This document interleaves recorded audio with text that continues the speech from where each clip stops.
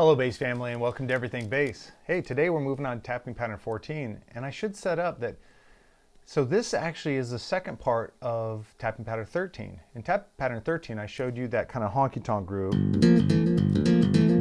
that part.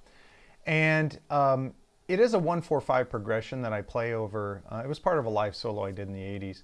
And when I would go to the C, so I tap this over the G7. When I go to the C, I didn't want to do the same pattern, especially since it was just me unaccompanied with anyone else. There's no drummer or guitar player or anything else. I wanted to offer a variety to it. So I actually harkened back to an influence from my dad. My dad was not a musician, but he really loved listening to big band music, and particularly music around World War II era. And there was always this really cool horn line that I heard. I really liked that. So I didn't have a recording to go off from, so I literally had to just sing it and figure it out. And the funny part is, after I created it, years later, I was with my dad in his shop, his wood shop, and he had the same cassette recording on, and I heard it again, and boy, I was really wrong. But I liked my version, so what the heck. It was inspired by, but does not accurately reflect the original. So let's get into it. The first part is, we're going to tap with our left hand a C and a D. So in reference to the C dominant chord, we're playing the root in the major second. Then we go up and we play the F. So we're doing the perfect fourth. Now that's the first phrase. Then we go and we play the D, E, so the second to the major third, and now we're playing the G here. So the first 6 notes, if you will, that's what we do. Now without changing positions, we're just going to go to the D string, play the G and the A, and we play the C. Now after we play that once, we go back and play this again, because we're going to go up here and play a double stop, and we're going to play the 13th fret on the D string, 14th fret on the G string, and then tap again a half step higher for both notes. Now the thought, you might be going, well, why those 2 notes? Well, here's why. The chord is a C dominant 7 chord. Now if I play that chord, we got the root, the major third, and the minor 7. Well, that's where we end. So to kind of step into it, we just go a half step below, and that really gives that C sound, or the C dominant sound. So the first part sounds like this. Let me do it again. Like that. But I still had another measure to go. And I didn't want to repeat it exactly, but I didn't know, that's all the kind of influence I had at the time, and I thought, that kind of sounds like I'm ending. So I thought, well, here's another device I learned from other influences, is I took the pattern up an octave. So instead of starting on this C, I'm starting way up here on the 10th fret C on the G string. And I do the same mechanics, but they have to look a little different. So I go, now that's just like this. Just an octave higher. Sorry. Okay. Now still, just like before, I go up a string to the G string.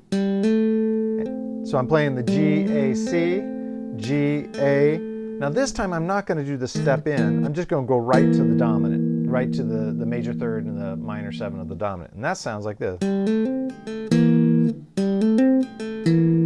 Okay. So that part of the groove sounds like this. That's definitely a definitive statement. By not doing the 2-step in, bum, bum, by just doing the bum, it definitely sounds to me like a period at the end of the sentence. So let me put the whole shebang together. All right. I know I kind of jiggered that up. Let me try it again.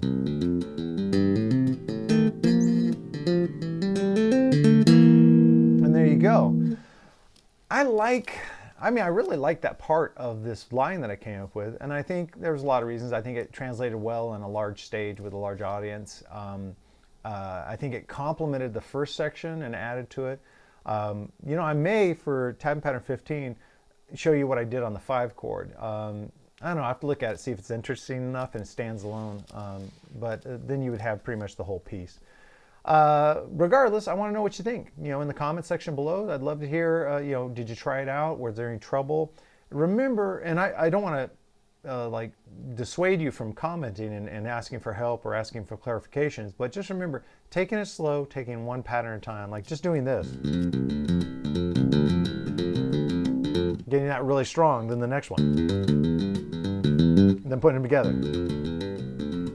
And just doing that, I think you'll get it down. This one looks really hard, but honestly, if you take your time and you're patient with yourself and you go for good tone, don't play so fast that your tone sucks, I think you'll get it down. I know you'll get it down.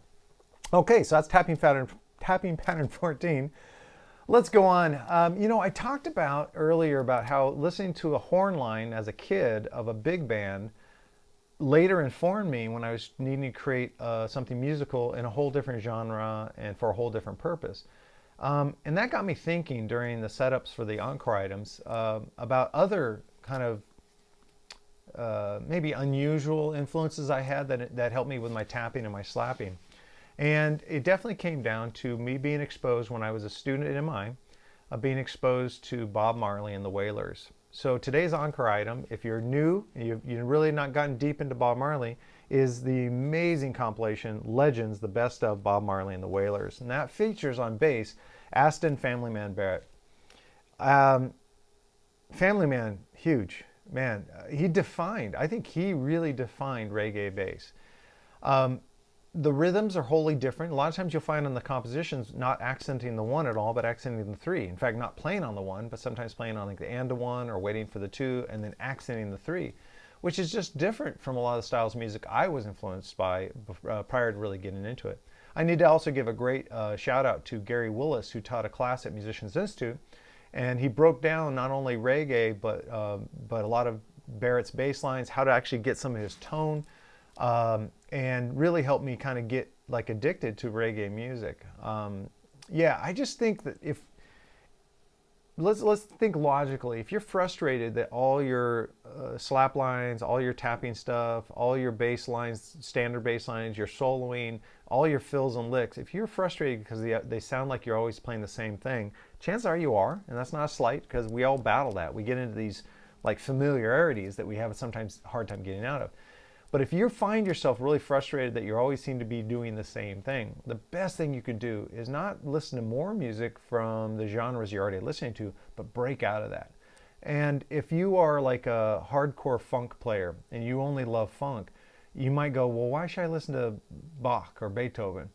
Well, because it will inform you. It'll give you new melodic content. It'll give you new ideas, and that will make your slapping better. I completely, utterly believe that if you get into and really listen closely to Bob Marley's music, no matter what style of music you currently play, you'll start to feel it kind of seeping in and you'll get new ideas and you'll be so happy because you won't be playing the same thing over and over again. Pretty excited about that.